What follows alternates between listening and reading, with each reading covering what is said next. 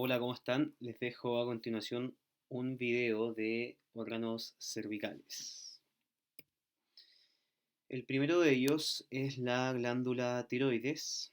Es una glándula que ustedes la van a ver bastante en el transcurso de la carrera. Y fíjense que esta glándula ya la vimos de cierta forma en el corte transversal de cuello. Bien, donde hablábamos de el cartílago tiroides, que es este cartílago que lo vamos a ver en el siguiente video de lo que es laringe, que normalmente se conoce como manzana de Adán y es mucho más prominente en los hombres y es muy fácil de palpar. Fíjense que está el cartílago tiroides, acá abajito está el cartílago tiroides y luego comienza lo que es la tráquea. A ambos lados, si se preguntan qué es lo que vemos a continuación, son las arterias carótidas comunes, que como dijimos en clase se bifurcan a la altura de C3-C4, en una arteria carótida externa y una interna.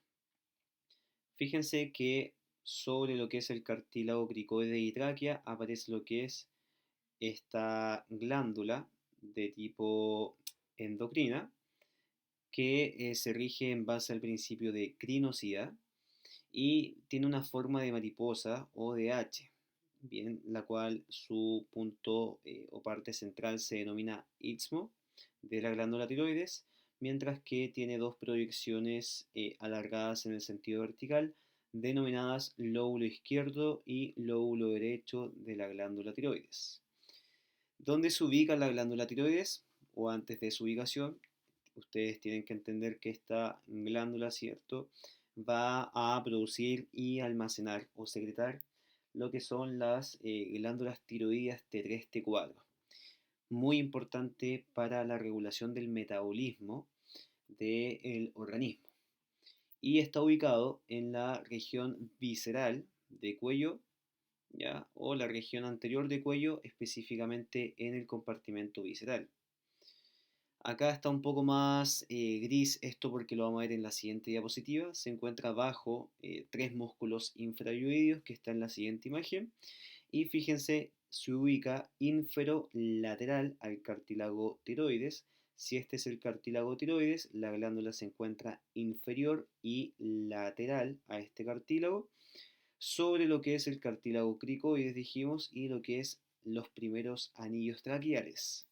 El istmo está sobre el segundo y tercer anillo traqueal, o sea, primer cartílago traqueal, ¿cierto? Segundo y tercero. Ahí está el istmo. Acá vemos cómo esta glándula está por debajo, ¿cierto?, de los músculos infrayuidios. Acá solamente podemos ver lo que es el istmo de esta glándula tiroides. Acá vemos el cartílago tiroides también cubierto por estos músculos infrayuidios. Y acá arriba este hueso yoides, donde se insertan, ¿cierto?, nuevamente estos músculos infrayuidios. Parte del cartílago cricoides y nuevamente tráquea. Bien. Recuerden que existen cuatro músculos suprayuidios que están sobre la altura del yoides y por ende van a elevar el yoides. Y teníamos cuatro músculos infrayuidios que están por debajo del yoides y por ende van a descender el yoides y por ende también la laringe. Esos cuatro músculos infrayuidios son los siguientes. Uno que viene desde atrás, desde posterior, es decir, desde la escápula, que antiguamente se llamaba omóplato, va subiendo, ¿cierto? Y llega al yoides, ese es el músculo homoyoideo, ahí está. Luego tenemos un músculo que va desde el esternón hasta el yoides y se va a llamar esternoyoideo, o algunos autores también dicen que como viene del esternón y la clavícula, se va a llamar esternocleidoyoideo. Bien, y también tenemos un músculo que va desde el esternón hacia el cartílago tiroides, hasta ahí llegó, y se va a llamar esternotiroideo. Bien, esternotiroideo. Y el cuarto músculo infrayuideo va a ser el tiroyoideo. Si ustedes se ponen a pensar, si yo sumo el tiroyoideo con el esternotiroideo, van a formar lo que es al músculo esternoyoideo. Bien, entonces este músculo o este conjunto de músculos están posicionados por adelante o superficial a la glándula tiroides, por ende es necesario sacar estos músculos para que ustedes puedan ver lo que es la glándula en sí. Si hablamos de glándulas tiroides, también tenemos que hablar de glándulas paratiroideas. Fíjense que este corte transversal ustedes ya lo conocen. Acá vemos lo que es la piel, vemos lo que es el tejido adiposo o tela subcutánea y dijimos que dentro de lo que era la grasa teníamos a un músculo superficial que era el famoso platisma. Ahí está el músculo platisma. Luego venía la lámina de investimento que envolvía al esternocleidomastoideo y por posterior, cierto que acá no se ve en esta imagen, al músculo trapecio, ya les voy a hacer una cápsula de eso, y luego una lámina pretraquial que envolvía a los músculos infrahioideos, tres a cada lado. ¿Cuáles son esos tres? Estos mismos esternohioideo, esternotiroideo y homoioideo. O sea, lo que vemos es el homoioideo más lateral, un poco más medial el externo acá tiroideo y al medio entre los dos el externo ioideo. Acá pasa lo mismo. Vemos más lateral el homoioideo, luego vemos el externo ioideo o tiroideo, ¿cierto? Y finalmente el externo ioideo. ¿Cómo sabemos cuál es cuál? El externo ioideo, fíjense que está más cerca o más anterior al externo tiroideo. ¿Ya? Yo para poder ver al externo tiroideo tengo que haber sacado al externo ioideo. Por ende, esto se ve acá. Yo para ver al externo tiroideo tengo que haber sacado al externo ioideo. Por lo tanto, hay uno lateral, que es el homoioideo, hay uno anterior, que es el externo ioideo, y uno profundo este, que es el externo tiroideo, porque llega al cartílago tiroides y no llega al hueso ioides. Acá a este lado pasa lo mismo. Esternoioideo, adelante del esternotiroideo, y acá está, ¿cierto?, el homoioideo. Luego está este compartimento visceral, donde teníamos, ¿cierto?, cartílago, la tráquea, por posterior a la tráquea el esófago, y la glándula tiroides con sus dos lóbulos laterales y su istmo. Acá tenemos la vaina carotidia, donde la estructura más lateral era la vena yugular interna, la más medial era la arteria carótida común y el nervio vago o décimo par craneal era o estaba por posterior.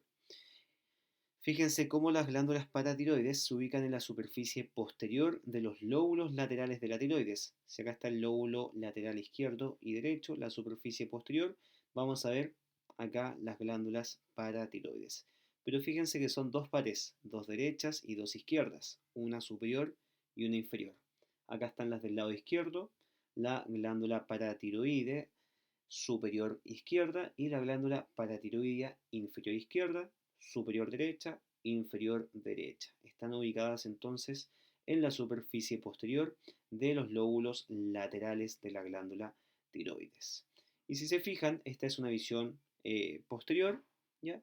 Acá vemos lo que es el esófago, allá adelante la tráquea, acá lo mismo, vemos acá atrás el esófago, allá adelante la tráquea, y envolviendo a estos dos, la glándula tiroides con sus glándulas paratiroides. Y fíjense que acá a posterior y lateral a la glándula tiroides vemos la arteria carótida común, que también se ve acá la arteria carótida común del lado izquierdo, del lado derecho y dijimos que también se bifurcaba a la altura de C3 y C4 en arteria carótida externa que da raíces hacia el cuello y cara. Esta no entra a lo que es la cavidad craneal, mientras que la carótida interna ingresa a través de la fosa craneal media, específicamente a través del agujero o conducto carotidio, para irrigar al cerebro. Nervio asociado acá, el nervio vago, que va pasando por ahí, ¿cierto? Junto a la carótida dentro de su vaina carotidia. Con respecto a la faringe es un órgano bastante importante que ustedes lo van a escuchar mucho, mucho. ¿Ya? Es un tubo muscular de aproximadamente 13 centímetros, si lo tomamos en sentido vertical, que va a conectar la cavidad nasal con la vía aérea y la cavidad oral, perdón, con el esófago. Por ende, es un sitio común entre el aparato digestivo y respiratorio y que va desde la base del cráneo hasta aproximadamente el cartílago cricoides, es decir, a la altura a nivel vertebral de C6. Entonces, fíjense en este esquema, tenemos en este esquema la cavidad nasal, ya en color azul, donde sus aperturas anteriores dijimos que eran las narinas y estaban separadas por un tabique formado por el tabique cartilaginoso, bien, y también por lo que era el vómer y la lámina perpendicular del etmoides, que me separaba la nariz en una fosa nasal derecha e izquierda, y su apertura posterior eran las coanas. Bien, aperturas posteriores que van a relacionarse con la primera porción de la faringe, que se denomina nasofaringe. Naso corresponde a cavidad nasal, faringe hace referencia a este tubo muscular en verde que es la faringe, este tubo vertical que dijimos que iba desde la base del cráneo hasta lo que era la altura de C6. Fíjense en esta imagen pequeña cómo la faringe parte desde la base del cráneo y llega hasta C6. La primera porción se denomina nasofaringe, luego la segunda porción se denomina orofaringe y esta porción más grande es la laringofaringe. Luego en color lila tenemos la cavidad oral, ¿cierto? Donde encontramos propiamente tal la cavidad oral y el vestíbulo oral, ¿ya? Y por posterior veíamos en clase de cabeza que hablábamos del istmo de las fauces, ¿ya? Y dentro del istmo de las fauces, ¿cierto? Estaba lo que era la campanita, la úvula y los pliegues o arcos palatoglosos y palatofaringeos. La cavidad que está posterior a la cavidad oral, específicamente al istmo de las fauces, acá en color verde, es la faringe, en específico la orofaringe. Oro hace relación a cavidad oral, faringe a la segunda parte de la faringe. Cuando uno está enfermo, ¿ya? Nos piden que abramos la boca y saquemos la lengua. ¿Ya? Esto es para examinar la pared posterior de la orofaringe. Cuando esta está muy colorada, muy rojiza, ¿ya? Es porque tenemos una faringitis. Y finalmente, la tercera porción que la vamos a ver en la próxima diapositiva es la laringofaringe, este sitio común que conecta el aparato digestivo con la vía respiratoria. ¿Por qué? Porque por acá va a pasar el aire como la comida, pero el aire tiene que irse hacia adelante en dirección a la laringe, a la tráquea, a los bronquios y a los pulmones, mientras que el alimento no puede irse por ese camino, sino que se va por posterior, ¿ya? Hacia lo que es el esófago, y del esófago, cuando cruza a nivel abdominal, llega al estómago. ¿Cuál es el límite entonces de esta laringofaringe? Nivel vertebral C6, a la altura del cartílago cricoides. Esta es una mejor imagen donde, fíjense, tenemos un corte sagital, vemos la cavidad nasal, bien, y vemos la cavidad oral y también acá vemos la laringofaringe.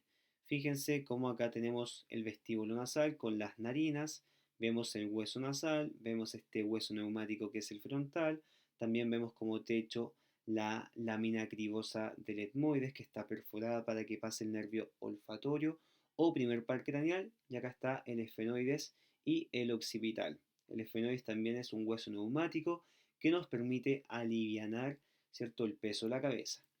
Fíjense que acá dentro de la cavidad nasal tenemos las famosas conchas nasales, y son tres: concha nasal superior, concha nasal media y concha nasal inferior. Entre medio de ellas, estos espacios que están acá, ya tenemos los meatos nasales, un meato nasal superior, meato nasal medio y un meato nasal inferior. ¿Para qué sirven las conchas nasales? Ya que son todas estas estructuras voluminosas, sirven para que el aire que ingrese por la nariz, ya acá se forme un remolino, es decir, las estructuras que vienen acompañadas del aire como partículas micro o más medias o macro se filtren en esta zona. Además, cuando este remolino del aire pasa por estas conchas nasales, el aire se va a humidificar y se va a calentar. Y esto permite que el aire que nosotros inspiremos llegue de forma óptima a la vía aérea. Bien. Por otro lado, los meatos, ya que están entre medio de las conchas nasal superior y media, este es el meato nasal superior, meato nasal medio, que está ubicado entre la concha nasal media e inferior, y el meato nasal inferior, que está por debajo de la concha nasal inferior, tiene mucosa, ¿ya? Y esa mucosa va a humedecer el aire seco que nosotros inspiramos. El aire seco nos va a resecar la cavidad nasal y las distintas partes de la vía aérea. Por lo tanto, nosotros queremos humidificar ese aire seco y quien lo humedece son estas mucosidades que se encuentran a nivel de los meatos nasales. Acá se filtra también el aire y se humedece el aire. Lo importante de todo esto es que estas cavidades paranasales o huesos neumáticos como el frontal, el esfenoides, el etmoides o el mismo maxilar van a drenar esta mucosa que generan estas cavidades paranasales o huesos neumáticos y van a llegar a lo que es el meato nasal superior y medio. Por ende, va a lubricar a la cavidad nasal. Y nosotros tenemos mucosidad dentro de la cavidad nasal. ¿Quién forma esa mucosa? Estas cavidades o senos paranasales, que son los huesos neumáticos que teníamos a nivel del frontal, etmoides, esfenoides y maxilar principalmente. ¿Dónde va a drenar esa mucosa? En los meatos nasales superiores y medios. ¿Para qué sirve el meato nasal inferior? Sirve porque acá va a llegar el conducto nasolagrimal. Ustedes comprenderán que el conducto nasolagrimal va a unir la cavidad orbitaria, donde específicamente está la glándula lagrimal. Cuando ustedes lloran, las lágrimas, aparte de salir hacia afuera, van a llegar por este conducto nasolagrimal a la cavidad nasal, específicamente por este conducto nasolagrimal acá en el meato nasal inferior. Por eso cuando uno llora, tiene mucosidad más líquida, porque las lágrimas también van a drenar a este nivel. Fíjense cómo acá, separando cavidad nasal de cavidad oral, tenemos el paladar duro y paladar blando, vendría siendo el límite. Y por posterior, acá tenemos básicamente lo que son las coanas, que en esta imagen no se puede ver. Acá estaría el istmo de las fauces y acá estaría la apertura laringea. Esta imagen también es muy buena porque nos dice que la faringe va desde la base del cráneo, acá están los huesos de la base del cráneo, específicamente el occipital y el esfenoides, hasta la altura del cartílago cricoides que vendría siendo C6. Por ende, si contamos acá, esto sería C6, C5, C4, C3, C2, que sabemos que tiene un diente, y C1, que sabemos que tiene un arco. Por lo tanto, hasta ahí llega la faringe y tiene tres grandes porciones. Una que está detrás de la cavidad nasal se denomina nasofaringe, una que está detrás de la cavidad oral y se denomina orofaringe, y una que está detrás de lo que es la laringe, ¿cierto? Que se va a denominar laringofaringe, está pintada acá en color azul. Bien, la comunicación entre la cavidad nasal y la nasofaringe van a ser las coanas. La comunicación entre la cavidad oral y la orofaringe, recuerden que era el istmo de las fauces, lo vimos en cavidad oral. Y la comunicación entre la laringofaringe y la laringe va a ser esta abertura laringea, que la va a controlar este cartílago, que lo vamos a ver en la próxima cápsula, que es el cartílago llamado epiglotis, que fíjense que se inserta a través de un ligamento hio epiglótico al hueso yoides. Y este cartílago epiglotis también se asocia a esta manzana Adam, que es el cartílago tiroides, a través de un cartílago o ligamento tiroepiglótico. Esta epiglotis es la responsable de bajar y cerrar esta apertura laringea cuando nosotros estamos comiendo y el bolo alimenticio que no queremos que se vaya hacia la tráquea pase por el esófago. Bien, y este cartílago epiglotis es el encargado de levantar, como lo vemos en esta imagen, para que cuando nosotros respiramos por la nariz, este aire pase por la cavidad nasal, nasofaringe, orofaringe, laringofaringe y se vaya hacia la tráquea en dirección a los pulmones. Bien. También tenemos, fíjense, un límite entre la nasofaringe y la orofaringe que se llama istmofaringio. El istmofaringio está específicamente acá. Es el límite entre la nasofaringe y la orofaringe y vamos a ver que este en algún momento se va a cerrar, sobre todo cuando estamos comiendo.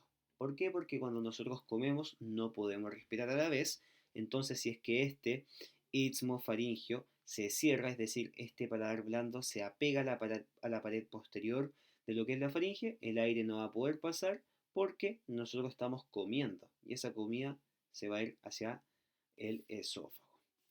También es importante recalcarles que, bueno, nuevamente va desde la base de cráneo hasta la altura del cartílago cricoide, hasta la altura de S6. Ahí están los tres segmentos, naso, oro y laringo faringe. Bien, la faringe tiene una pared posterior, ya que va a estar cerrada, ¿cierto? Y una pared anterior que va a estar limitada con la cavidad nasal. Acá están las coanas. Una pared anterior de la orofaringe que va a estar limitada con la orofaringe. Vendría siendo el istmo de las fauces. Y una pared anterior abierta que va a estar limitando con la laringe, que es la abertura laringea. Bien. Y fíjense que existen tres músculos intrínsecos. La palabra intrínseco habla de que ese músculo va a nacer y va a terminar dentro de la misma faringe. Y estos son tres. Según posición anatómica tenemos uno superior, uno medio y uno inferior. ¿Cómo se van a llamar? Constrictores superior, constrictor medio e inferior.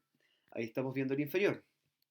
Luego vemos el medio y finalmente vemos el constrictor superior. Hagan el experimento de colocar en su cocina o en su pieza en algún lugar tres vasos. Apilen un vaso sobre el otro. Bien, entonces usted va a tener un vaso, luego va a colocar un vaso encima y este va a encajar sobre el otro. Entonces aquí voy.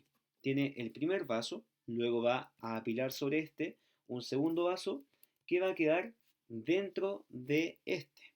O sea, en este caso, el constrictor inferior ya va a tener adentro de ese vaso al constrictor medio. Y el constrictor medio a su vez va a tener adentro al constrictor superior. O sea, el vaso que yo veo más afuera es el de abajo, luego por dentro va a estar el del medio y finalmente va a estar el superior. Ya en el fondo juntan tres vasos y esto es el mismo efecto que generan los tres músculos intrínsecos de faringe. Y esto es sumamente importante porque hay un nervio que se encarga de inervar a estos músculos que forman parte del plexo faringio, que ya vamos a ver que viene del vago y del glosofaringio, que van a dar el estímulo o impulso eléctrico a esta faringe para que esta faringe se contraiga de forma secuencial. ¿Cómo se contrae de forma secuencial? Primero se va a contraer el músculo constrictor superior para enviar el bolo alimenticio que viene desde la cavidad oral hacia más abajo. El bolo alimenticio va a llegar al constrictor medio, se va a contraer el constrictor medio y va a enviar el bolo alimenticio no hacia arriba, sino que por gravedad va a bajar hacia el constrictor inferior y este constrictor inferior cuando se contraiga envía el bolo alimenticio hacia el esófago. Por gravedad va bajando. Entonces la contracción de estos tres constrictores es desde superior hacia inferior. Nunca desde inferior hacia superior porque nosotros queremos llevar el bolo alimenticio hacia distal o hacia el esófago. Pero así que tenemos tres músculos constrictores, que ahí está el superior, detrás de la cavidad oral, ¿cierto? Tenemos el constrictor medio, que está acá abajito, y finalmente el constrictor inferior, que es el vaso de más abajo, y todos estos permiten contraer, por eso se llaman constrictores, la faringe desde superior a inferior para enviar el bolo alimenticio hacia el esófago. Pero así como tenemos tres músculos intrínsecos, también tenemos tres músculos extrínsecos. Ya acá está mal escrito, debiese llamarse extrínsecos. Quiere decir que son músculos que van a ser fuera de la faringe, pero terminan finalmente insertándose en la faringe y tienen una orientación vertical y funcionan como músculos dilatadores. O sea, la faringe no solamente se va a contraer gracias a los constrictores, sino que se va a dilatar. Bien, y estos músculos extrínsecos son tres, que acá están pintados. Uno se llama salpingofaringio, que se va a insertar en la tuba auditiva, estructura que la vamos a ver a continuación. Bien, que me va a comunicar la faringe con el oído medio.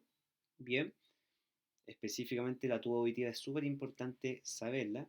Ya les voy a dar un ejemplo de lo que pasa con esta cuando estamos en condiciones de altura. Fíjense entonces que va desde la tuba auditiva hacia la pared de la faringe. Luego tenemos un músculo llamado palatofaringio, que como su nombre lo dice va desde el paladar a la faringe. Y finalmente tengo un músculo que se llama estilofaringio, que va desde el proceso estiloides de este hueso de la base de cráneo hasta lo que es la faringe. Si se fijan, estos tres músculos tienen una posición bastante vertical y cuando se contraen toman como punto fijo la base del cráneo y va a ascender o levantar la faringe. Ya vamos a entender para qué nos sirve levantar la faringe durante la deglución.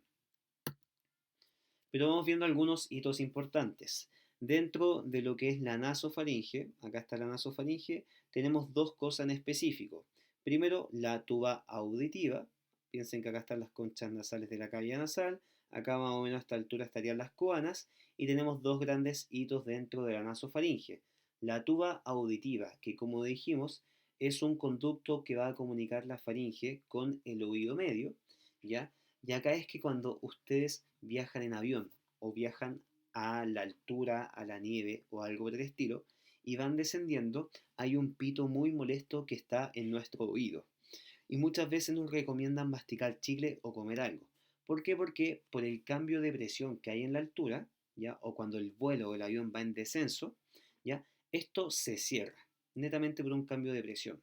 Y la única forma de quitarnos ese ruido producto de este cierre de la tuba auditiva es masticar chicle o comer, ¿ya? Así que inténtenlo y háganlo cuando tengan la oportunidad de subir a altura, ¿ya? Y comiendo chile, ¿qué es lo que pasa? Vamos a contraer a la musculatura, específicamente al músculo relacionado a la tuba auditiva, que es el salpingo faringio, y que va a abrir esta tuba auditiva y por ende la presión del oído se va a igualar a la presión atmosférica y por ende usted va a dejar de sentir ese sonido que es bien molestoso. También otro hito que tenemos en la pared posterior de la nasofaringe es la tonsila faringea. La tonsila antiguamente se conocía como amígdala, cuando nos daba amigdalitis. ¿Qué es lo que pasaba? Pasaba específicamente que esta amígdala se inflamaba y crecía tanto que finalmente nos tapaba el acceso del aire desde la cavidad nasal hacia lo que es finalmente la nasofaringe y orofaringe. O sea, el aire chocaba con esta amígdala. Por lo tanto, cuando tenemos una amigdalitis, ¿qué es lo que hacemos? Abrimos la boca para que el aire entre por la cavidad oral y nos bypaseamos o saltamos esa inflamación de la tonsila. Hoy día las amígdalas se llaman tonsilas. Y esta tonsila se llama faringia porque está a la altura de la faringe. Bien. Esta es una imagen de la pared posterior de la nasofaringe, todo lo otro está en gris porque esto es orofaringe y esto es laringofaringe. Y acá vemos nuevamente lo que es la coana que me separa la fosa nasal izquierda y derecha. Y acá vemos estos remolinos que eran las conchas nasales que nos permitían, ¿cierto?, filtrar, humidificar y calefaccionar el aire que ingresaba. Bien, el 8 vendrá siendo el paladar blando. La orofaringe es la parte de la faringe que está detrás de la cavidad oral. Vemos que está detrás de esta M de McDonald's, que era el istmo de la fauce, donde específicamente los hitos anatómicos que vamos a encontrar es la campanita, que es la úvula. Vamos a ver el pliegue que va desde el paladar a la lengua o a la faringe, que es el pliegue específicamente palatofaringio, pliegue palatofaringio. Vemos este cartílago, ya que es el cartílago epiglotis, que está en número 6, que en esta imagen se representa acá en este cartílago celeste, y es este mismo que yo les dije que cuando ustedes comen, este desciende, se pega a la pared posterior de la laringe, para que el alimento no pase por la vía aérea, sino que se vaya por el esófago. Mientras que cuando ustedes respiran, esto se abre para que el aire pase por esta vía hacia la tráquea y los pulmones. Finalmente, la laringofaringe, acá sí hablamos de epiglotis, porque acá sí podemos ver desde la base la epiglotis. Bien, ese es el cartílago epiglotis y también tenemos la apertura laringea, que es la entrada desde la faringe hacia la laringe. Pues tenemos una estructura sumamente importante que está indicado acá en esta flecha verde, que es el receso piriforme. O sea, cuando ustedes comen, es muy probable que ustedes ya comieron, ¿cierto? Pero queden algunos restos líquidos y sólidos en la base de la lengua o en la cavidad oral. Esos por saliva se van a deslizar hacia o en dirección al esófago gracias al receso piriforme.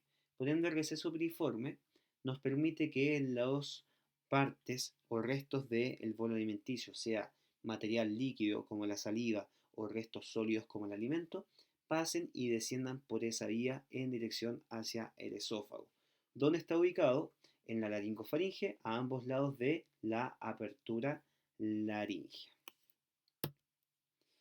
Finalmente vemos el esófago cervical. Ya el esófago vamos a hablar muy poquito porque lo vamos a ver más en tórax y también en algo de digestivo. El esófago, fíjense que es todo lo que vemos acá, ¿cierto? Este tubo muscular que está formado principalmente por musculatura lisa. Ustedes no lo pueden contraer cuando quieren, sino que se contrae de forma involuntaria gracias a la inervación del nervio vago.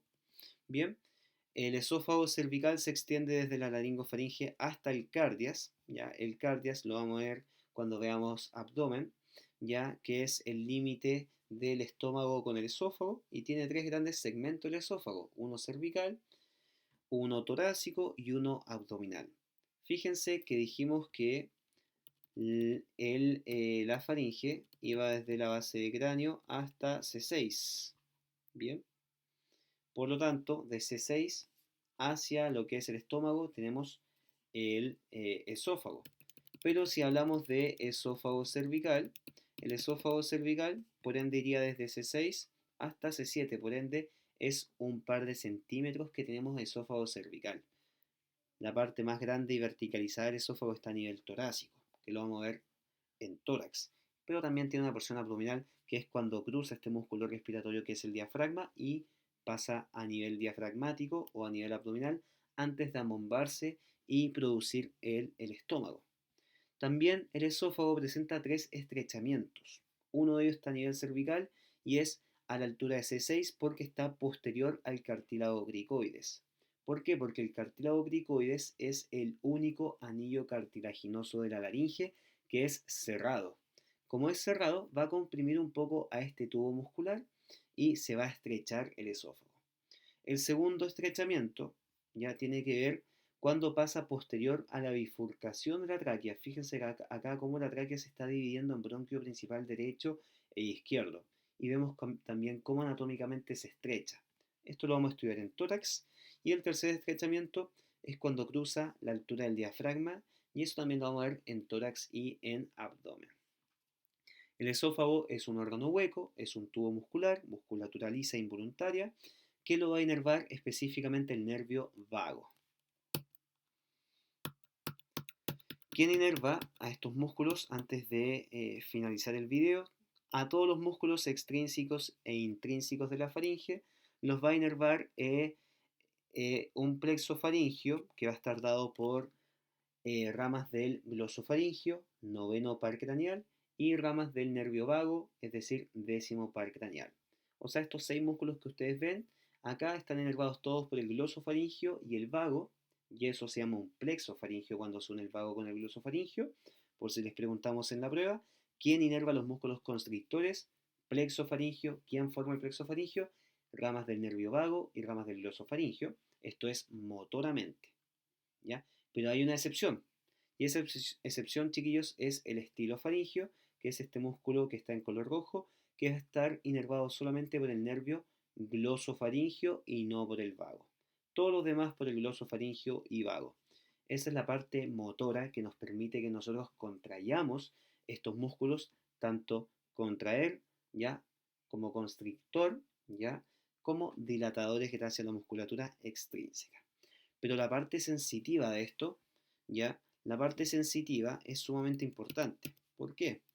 Porque a mí me puede doler la parte de la nasofaringe, ¿ya? Esta parte, que muchas veces cuando nos enfermamos nos duele la pared posterior de la cavidad nasal. ¿Quién inerva sensitivamente esta parte? Si nos fijamos, este hueso es el maxilar, estamos en la zona del maxilar.